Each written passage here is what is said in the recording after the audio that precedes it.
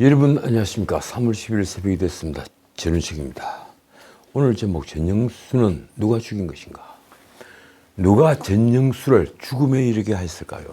죽음에 이르는 병, 퀴르케오라가 쓴 책입니다. 누가 전영수를 절망에 빠뜨린 것입니까?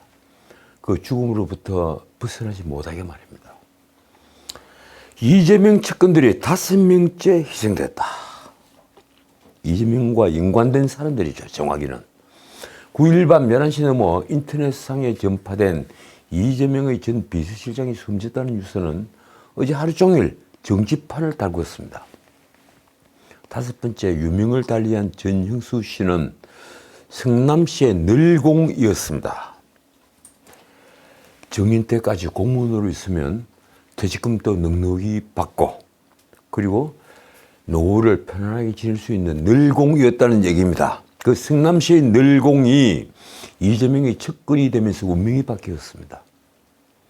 이재명이 시장에 당선되고 첫 비서실장이 되면서 전영수 씨는 이재명의 측근이 됐습니다. 그는 이재명이 2018년 경기도지사가 되자 이 경기도까지 따라가서 초대 비서실장이 됐으며, 그리고 경기주택도시공사 GH의 경영기획본부장이 됐습니다. 그리고 사장 직무대리도 맡았습니다. 문자 그대로 이재명이 믿는 측근이 된 겁니다. 늘공 중에서는 전영수, 의공 중에서는 정진상, 측근 중에 측근들이었습니다. 그는 성남시 행정기획국장으로 있을 때인 2014년부터 2015년 요 사이에 성남FC, 그러니까 성남 프로축구단 후원금으로 내부로부터 40억 원을 유치했습니다. 이게 묘한 것이에요. 내부로부터 곧장 성남FC로 돈이 들어간 것이 아니라 희망살림이라는 중간역을 거치는 형식을 취했습니다. 그 아이디어가 바로 전영수에게서 나왔다는 말이 나왔습니다. 그는 또 2019년 5월 상방울 김성태가 모친상을 당했을 때도 등장합니다. 일본 언론에 아주 큰 뉴스로 등장을 했죠. 조문을 가서 상방울과 북한의 경협 합의서 체결을 축하한다, 이런 인사말과 함께 대북 사업의 모범이 되면 좋겠다고 말을 한 것입니다. 여러분들은 이걸 어떻게 보십니까? 상방울 대북 사업에 왜 도지사의 비서실장이 대신 조문을 가서 이런 격려 말씀 비슷한 걸 했을까요? 이재명이 시키지 않았는데도 그렇게 했다고 보십니까? 어쨌든 전영수 씨는 5번째 유명을 달리한 이재명의 주변 사람들입니다. 2021년 12월에는 유한기 성남도시개발공사 개발사업본부장이 아파트에서 뛰어내려서 스스로 목숨을 끊었죠. U2라고 불리는 분입니다. 유동규가 U1, 그리고 U2. 그 직후에 성남도시개발공사 개발 1처장을 맡고 있는 김문기는 사무실에서 극단적 선택을 했습니다. 그리고 2022년 1월에는 이병철이라는 사람이 모텔에서 시신으로 발견됐습니다. 이 이병철 씨, 이분은요, 이재명의 지난번 공직선거법 재판의 변호사 비용, 이 변호사비를 상방울이 대납을 했다는 의혹을 제기한 분입니다. 실제 상방울은 이재명의 변호인에게 전환사채 20억 원을 지급했습니다. 그때까지 이재명은 심지어 국정감사장에서도 자신은 변호사비를 2억 5천만 원밖에 내지 않았다고 얘기를 했죠. 그런데 이병철 씨는 최종적으로 병사로 판단이 됐습니다. 자, 그 외에도 한 분이 더 있습니다. 2022년 7월에는 이른바 소고기 법화 사건 등에서 이재명의 아내 김혜경을 돕는 5급 의공, 어쩌다 공무원 5급 의공 배소연의 집에서 거의 동거남으로 추정되는 김모 씨가 스스로 목숨을 끊었습니다. 이 배소연 씨는 결혼을 했던 분인데 아마 김 씨가 언론에서는 동거남으로 추정을 하고 있습니다. 김 씨는 배소연에게 카드를 쓸 수 있게 도와줬습니다. 자신이 카드를 줘서 소고기 법화 사건 때 유용하게 카드를 돌려막고 하는 그 카드로 사용을 할 수 있도록 도운 겁니다. 어쨌든 이 전영수 씨는 유서를 남겼습니다. 처음 유서는 가족들이 무슨 연유였는지 공개를 하지 않았지만 조금씩 그 내용이 흘러나왔습니다.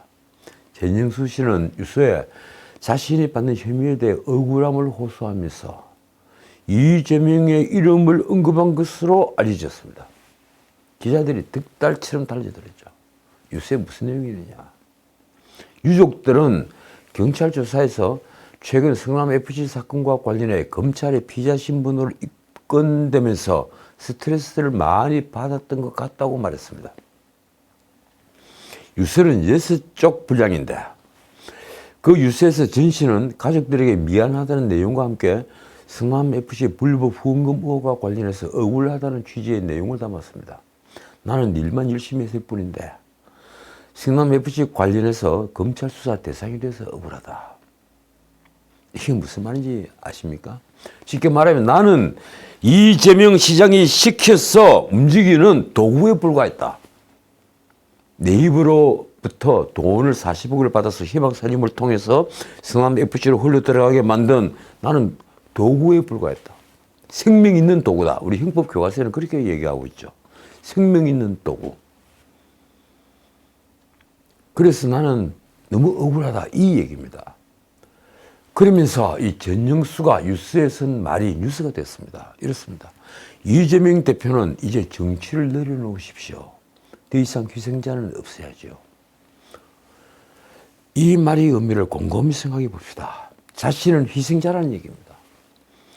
이재명 같은 정치인이 시켜서 그 라인에 섰다가 시킨 대로 했다가 이제 검찰이 피의자가 되고 정의를 지키면서 노후를 즐길 수 있는 퇴직공무원이 아니라 이제 형벌을 받고 퇴직금도 받지 못하는 폐가 망신하는 그런 늙공의 자격에서 떨어져 나가는 희생자가 되어버렸다. 얼마나 비참했겠습니까? 그래서 더 이상 희생자는 없어야지요. 이렇게 뉴스에 쓴 것입니다. 저는 그렇게 추정합니다. 그러나 유족은 그 이상의 유서 공개를 거부했습니다. 왜일까요? 뭐가 있을까요? 뭔가 공개하면 큰 파장을 일으키는 내용이 있기 때문입니다. 나는 경찰이든 검찰이든 그 뉴스를 압수해야만 된다고 생각합니다.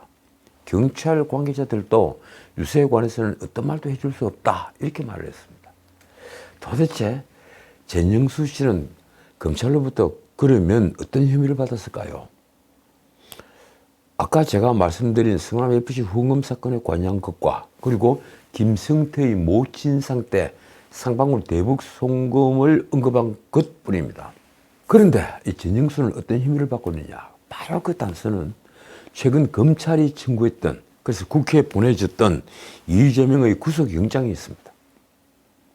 전영수는 성남시 행정기획국장 시절인 2014년부터 2015년 네이버 관계자를 수차례 만나 40억 원을 성남FC에 지원하도록 했다. 말하자면 이재명의 공범이라는 겁니다. 수원지검 성남지청은 이와 관련해서 작년 12월 26일 한 차례 영상 녹화 조사를 진행을 했고 그 이후에 별도의 조사나 출석 요구는 없었다고 밝혔습니다. 전영수 씨는 또 아까 말씀드린 대로 수원지검이 수사하고 있는 상방울 그룹 비리 의혹에도 등장을 합니다. 그는 2019년 5월 김성태 모친상을 당하자 아까 말씀드린 바와 같이 경기도지사 비서실장 자격으로 조문을 했죠. 당시 전영수는 조문을 마친 뒤에 상방울 관계자에게 남북 경협 합의서 체결을 촉구한다는 이런 말까지 했습니다. 또 전영수 씨가 수사선상에 올랐다면 아마 이 경기남부 경찰청이 수사를 하고 있는 이재명의 옆집 바로 경기주택도시공사 GH 직원 합숙소와 관련해서일 겁니다. 이 경기주택도시공사 합숙소로 추정되는 아파트는 바로 이재명의 옆집이죠. 당시 GH 경영기획본부장이 바로 전영수였습니다. 그 때문에 당연히 관여 의혹을 받아왔습니다. 그러나 상방울이나 GH 합숙소 의혹과 관련해서는 검찰이나 경찰은 조사를 하거나 출석을 요구한 사실은 없는 것으로 확인됐습니다. 어쨌든 전영수 씨의 유서에 있는 이제 정치를 내려놓으시라 그런 희생이 없어야 한다는 내용이 알려지자 파장이 굉장히 커졌습니다. 신문마다 인터넷판에는 다 대서특필을 했습니다. 전 씨는 유서에서 일만 열심히 했을 뿐인데 검찰 수사 대상이 돼서 억울하다. 행정기획국장이어서 권한도 없었는데 피의자로 입건됐다. 집안이 풍비박산이 났다고 토론을 한 것으로 알려졌습니다. 그런데 과연 그뿐일까요? 그렇다면 유족이 유서 공개를 거부하는 이유가 없습니다. 이재명은 어제 오전 현장 최고위원 회의를 주재하기 위해서 수원 경기도 의회를 방문을 했죠. 모처럼 경기도로 간 겁니다. 그 경기도 의회를 방문한 자리에서는 믿을 수 없는 부고를 접했다. 이렇게 검찰에 날을 세웠습니다. 자랑스러운 공직 생활의 성과들이 검찰 앞에서 부정당했다. 지속적인 압박 수사로 얼마나 힘들었겠는가. 참 재밌습니다. 이 남의 죽음을 두고 재밌다고 하는 표현은 조금 이상하지만 이해를 해 주십시오. 이재명이 김문규는 하위 직급이라서 몰랐다고 얘기를 했지 않습니까? 그런데 이 전영수에 대해서는 아주 정말 가족이 죽은 것처럼 비통해합니다. 어쨌든 이재명의 5번째 주변 인물 사망에 내놓은 답변은 이번에도 검찰 규탄이었습니다. 그가 한 말이 이렇습니다. 검찰의 이 미친 칼질을 도저히 용서할 수 없다. 그런데 그는 이 자리에서 과거형으로 전영수 씨를 칭송을 했습니다.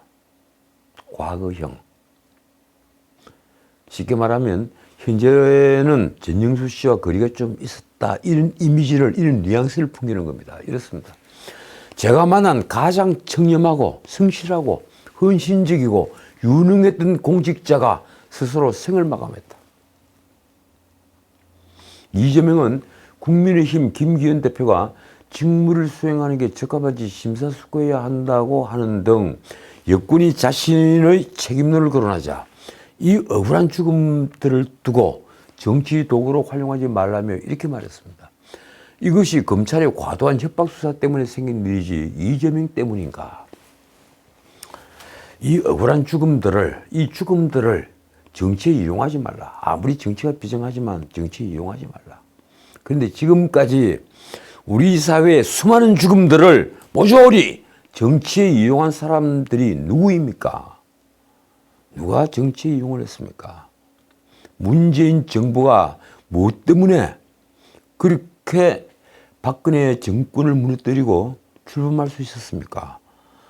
바로 죽음을 정치에 이용한 것이죠. 저는 그렇게 생각합니다. 세월호 사건도 그렇습니다.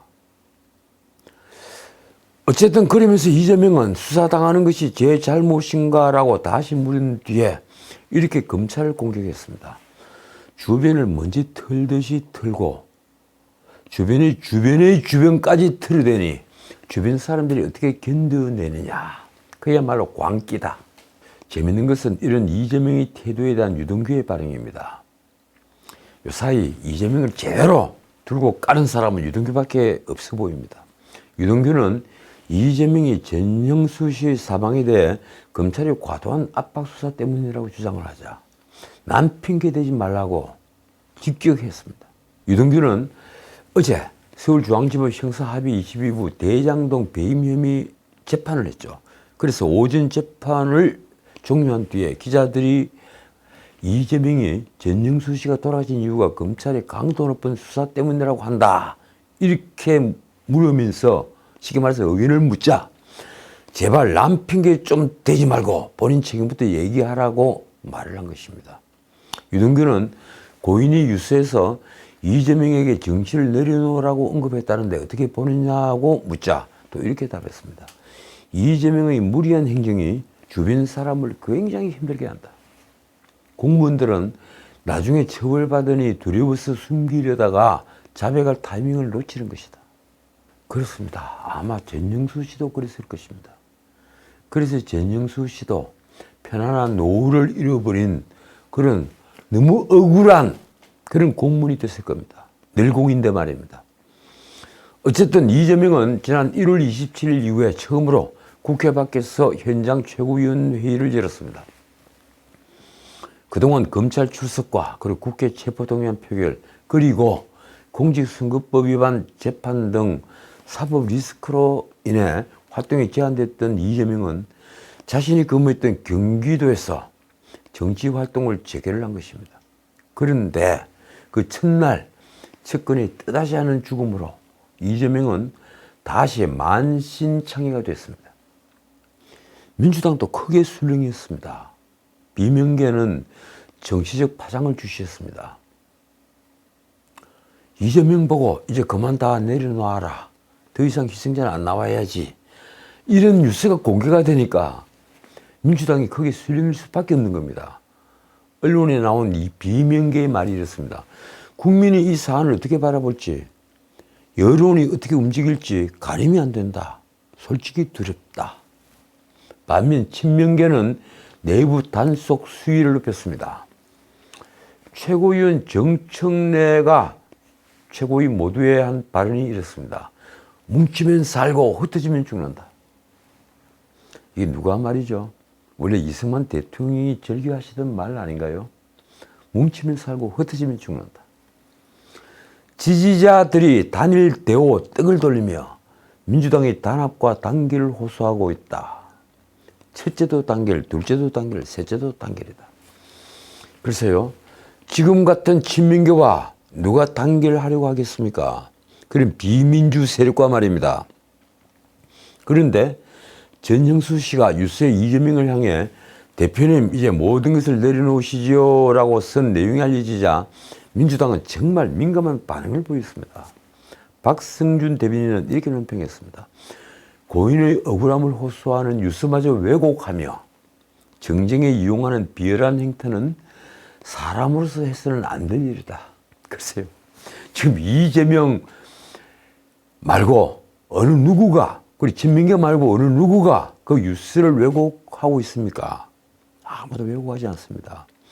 아무도 그 뉴스를 왜곡하지 않았습니다. 검찰은 이재명이 주변을 먼지 털듯이 수사한다고 공격을 하자 성남지청을 통해 발빠르게 소명을 했습니다. 이 검찰의 말입니다. 이렇습니다. 2022년 12월 26일 성남FC 사건과 관련해서 한 차례 영상녹화 조사를 진행했고 그 이후에 별도의 조사나 출석 요구는 없었다. 우리는 전화도 하지 않고 손도 안 댔다. 그런데 자살했다. 그러니까 우리 책임이 아니다. 이 얘기를 하는 겁니다. 말하자면 검찰은 이재명이나 민주당이 말하는 압박 수사를 한 적이 전혀 없다. 이런 소명입니다. 아까도 제가 말씀드렸지만 전영수 씨는 네이버가 성남FC에 40억 원의 그 불법 후원금을 희망살림이라는 시민단체를 통해 우회 지원하는 데 일루가 되었습니다. 희망살림이 40억이 건너갔고 그리고 희망살림으로부터 성남FC로 간 돈은 39억입니다. 1억은 희망살림이 꿀꺽했죠. 이재명의 대장동 위례 사건 및 그리고 성남FC 사건 구속영장 청구서에는 전영수가 이재명의 공범으로 아까도 말씀드렸다시피 적시되어 있습니다. 또 2019년 5월 김성태의 모친상에 조문 갔을 때 전영수 씨가 상방울 관계자에게 남북 격려합 합의서 체결을 축하한다. 대북 관련 사업에 모범 사회가 됐으면 좋겠다. 등의 말을 한 것 역시 상방울 측은 전 씨가 이재명의 메시지를 전달한 것으로 이해를 했다는 입장입니다. 이와 관련해서 상방울의 불법 대북 송금 사건을 수사하는 수원지검에서는 전영수 씨에 대해 조사를 하거나 출석 요구를 한 적이 없었습니다. 아직까지는 그렇습니다. 그러나 상방울의 뇌물을 받고 불법 대북 송금의 연루 혐의를 받는 이화영의 공판에서 상방울 관계자가 이와 관련한 증언을 했습니다. 그래서 세상에 알려진 겁니다. 결국 이재명은 7시간을 기다린 끝에 어제 전영수 씨의 빈소를 찾아 조문을 했습니다. 어제 오후 1시부터 성남의료원 인근에 대기를 했죠. 그래서 조문을 하겠다고 했는데 유가족들이 거절을 했죠. 그래서 차속에서 7시간을 기다리다가 6시 한 40분 가까이를 기다리다가 오후 7시 40분쯤에야 빈소를 방문할 수 있었습니다. 정확한 시간은 다시 조금 이따 말씀을 드리겠습니다. 그는 오후 일정을 모두 취소한 상태였습니다. 일정이 2개, 3개가 있었는데 바로 빈소 방문하지 않으면 큰일 난다. 이래서 취소를 한 겁니다. 언론이 유족의 반대로 조문하지 못한다고 보도하자 민주당 대변인 한민수라는 분이 아주 재밌는 말을 했더군요. 빈소가 마련되지 않아 이 대표가 밖에서 기다리고 있었던 것이다. 그런데 언론 취재로 그렇지 않다는 거죠. 가족들이 거짓을 했다는 거죠. 이재명이 장례식장에 도착을 하자 모여서 있던 기자들이 일제히 질문을 쏟아냈습니다. 유서에 정치 내려놓으라는 얘기가 있다고 보도가 됐다. 그게 첫 번째 질문입니다. 자, 두 번째, 고인과 마지막으로 연락한 것이 언제인가?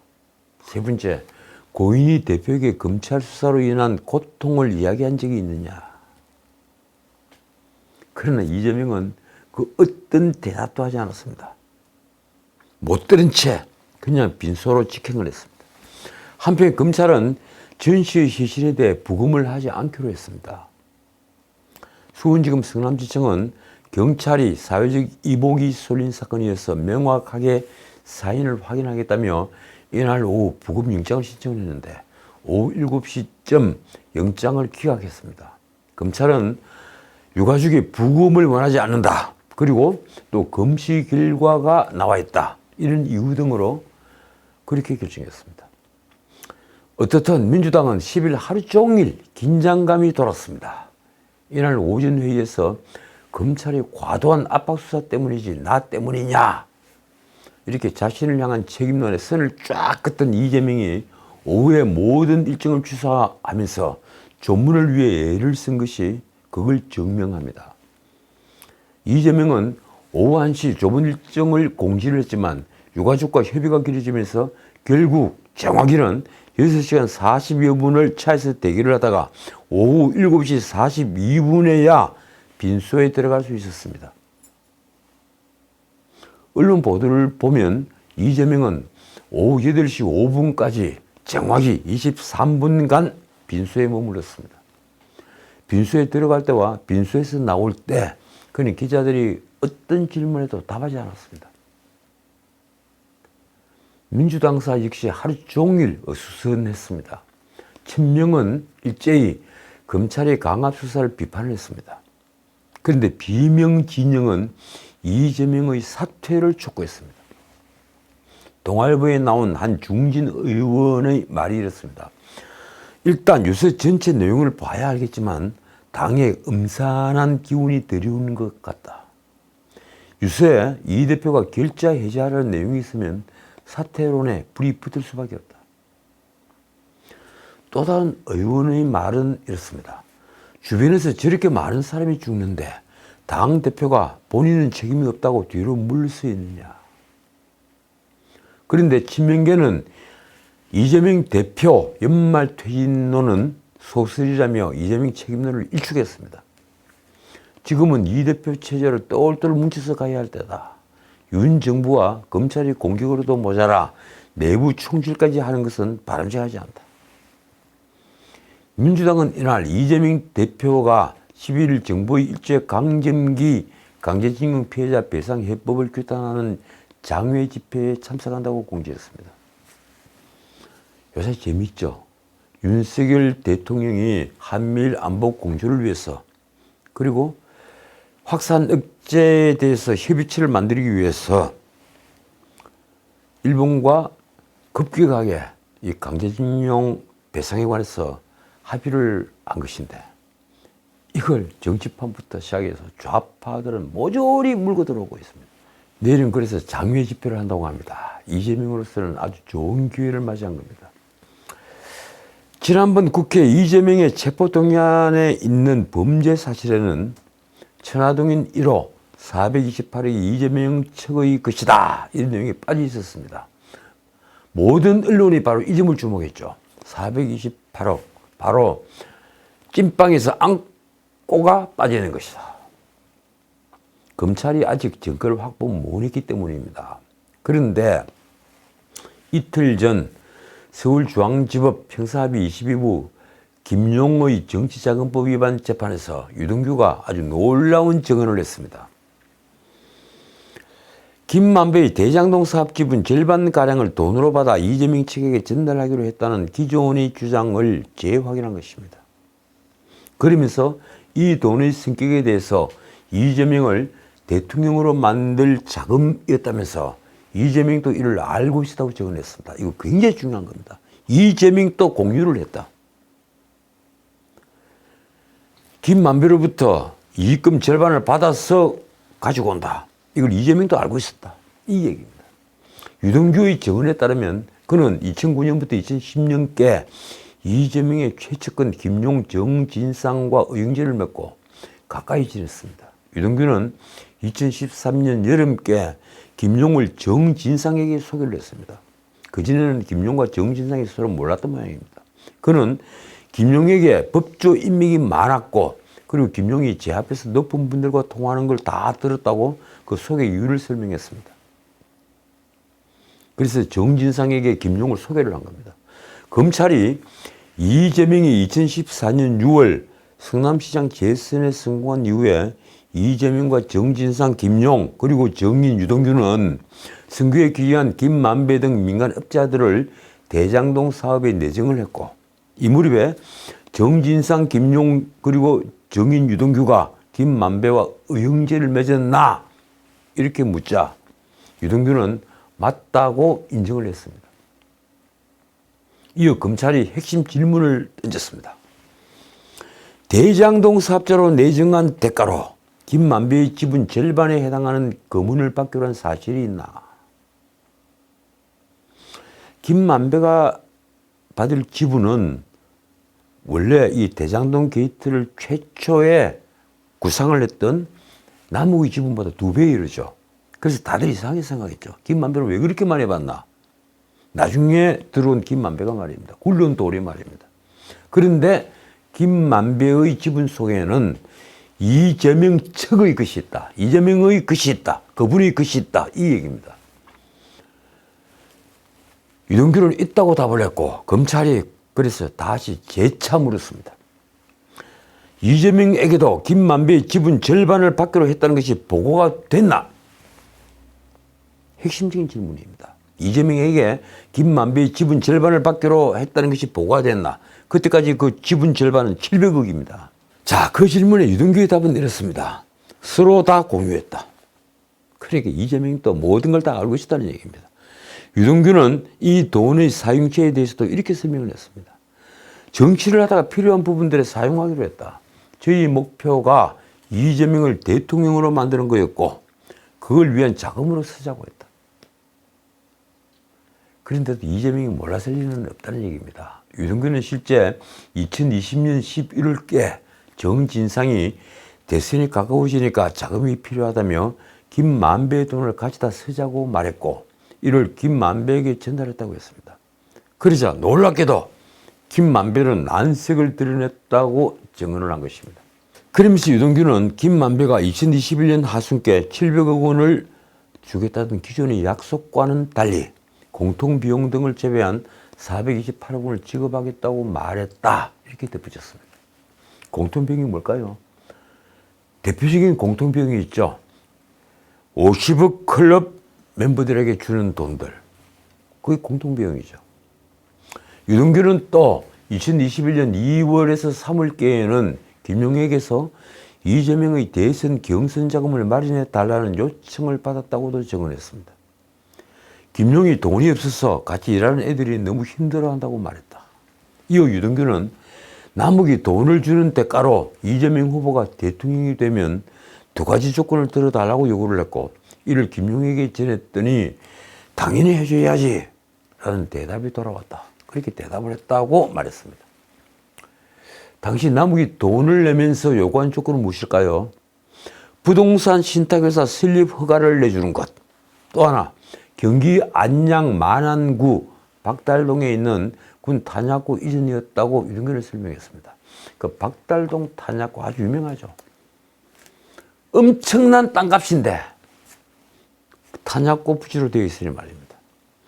자, 오늘은 여기까지입니다. 이재명은 전영수 씨의 사망은 검찰의 압박 수사 때문이라고 거센 은사로 비판을 했습니다. 검찰 특수부의 수사 대상이 되면, 사냥이 대상이 되면 피할 수 없는 모양이라며 한 말이 이렇습니다. 윤석열 검찰의 수사 방식은 사냥이다.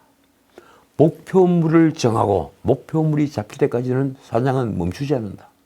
자신은 이미 그 사냥의 목표물이 됐다. 이런 주장입니다. 이재명은 그 뒤에 검찰 특수부의 수사 대상이 된 사람들이 왜 자꾸 극단적인 선택을 하겠나 라면서 이렇게 덧붙였습니다. 없는 사실을 조작해서 자꾸 증거를 만들어서 들이대니 빠져나갈 구멍은 없고 억울하니 결국 극단적인 선택을 하는 것 아닌가. 만약 그렇다면 저부터 이재명을 위해 싸우겠습니다. 이재명 대표님, 정말 그렇다면 저부터 당신을 위해 싸우겠습니다. 그러나 검찰이 증거를 조작한다는 말을 누가 믿겠습니까? 묻겠습니다. 대장동부터 백인동까지, 성남FC 후원금부터 소고기 법과 사건까지 모두 검찰이 증거를 만든 것인가요? 지나가는 개가 웃고 풀 뜯고 있던 소가 웃을 일입니다. 지금까지 전식이었습니다.